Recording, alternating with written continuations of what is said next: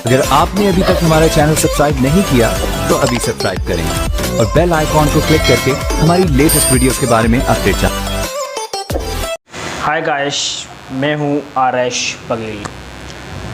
कहानी स्टार्ट करने से पहले मैं आप लोगों से एक बात बता दूं कि जितने आप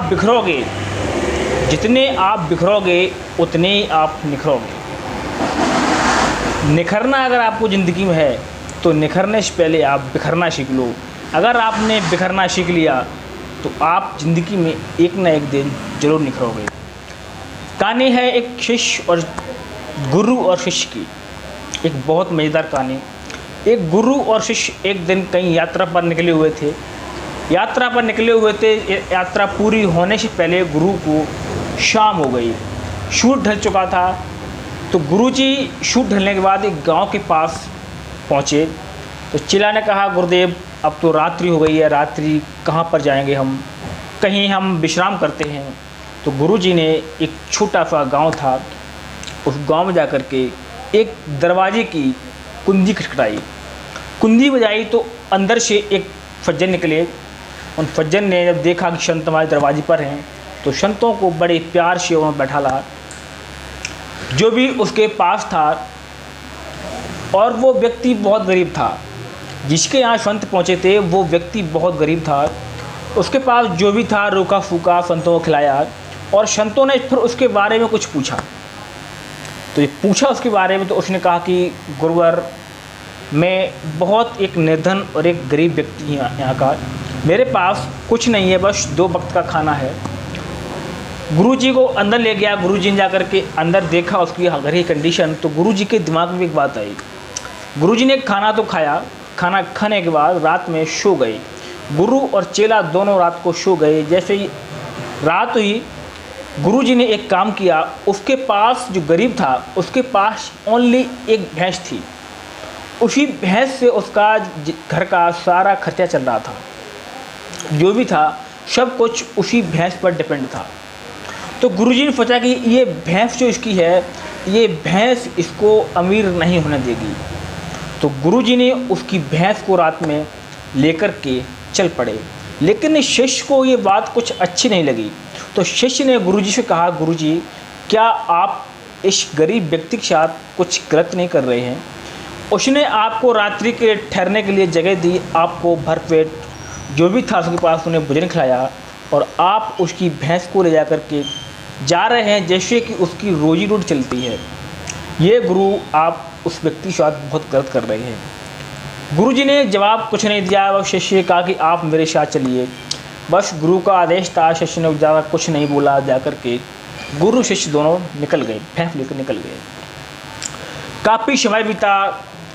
जब वो व्यक्ति सुबह जगा तो देखा उसके पास भैंस नहीं है। तो उसे कोई फ़र्क नहीं पड़ा, देखा संत भी नहीं है। उसने कोई संतों के बारे में गलत विचारधारा नहीं लेकर आया। उसने कहा कि अब तो हमारा कोई रास्ता नहीं जिससे हमारा रोजी रोटी चले।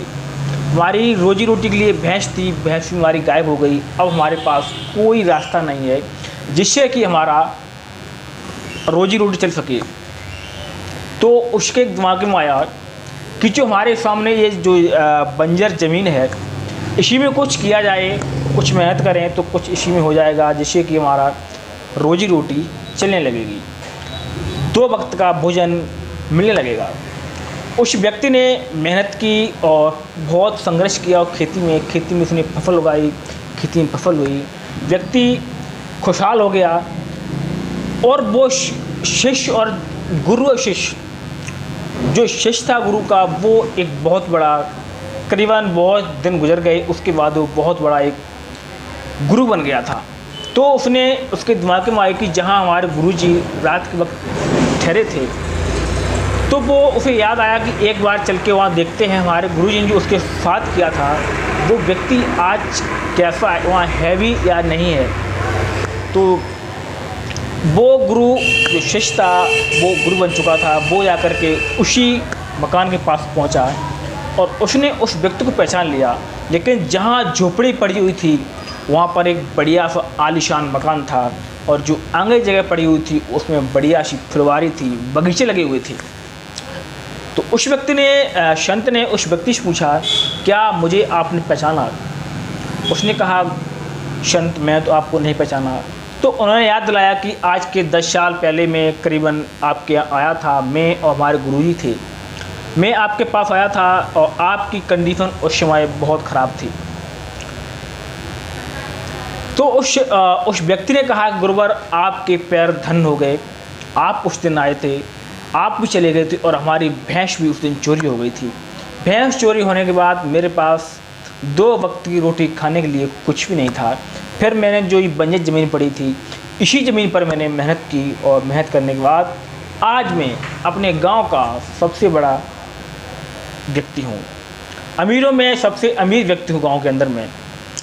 तो ये कहानी हमें और आपको ज़िंदगी में बहुत कुछ सिखाती है कि अगर आप किसी एक चीज़ पर डिपेंड होते हैं, अगर इसी एक पर निर्भर होते हैं, तो आप ज़िंदगी में कभी आगे नहीं बढ़ पाते हैं। अगर आपकी ज़िंदगी में भी ऐसी कोई भैंस है जिससे कि आपका खर्चा चल रहा है और वो आपको आगे नहीं बढ़ने दे रही है, तो आप ऐसी भैंस को त्याग दें और थोड़ा भटकना शुरू कर दें। जब भटकोगे आप, तो एक ना एक दिन ज़रूर आपको मंजिल मिलेगी और आप एक ना एक दिन जो आप सोचते हैं वो आपको ज़रूर मिलेगा। ये कहानी आपको कैसी लगी आप मेरे कमेंट बॉक्स में ज़रूर बताएं और मिलता हूँ मैं आपको फिर से एक नेक्स्ट वीडियो में ऐसी सच्ची कहानी के साथ। तब तक के लिए जय हिंद।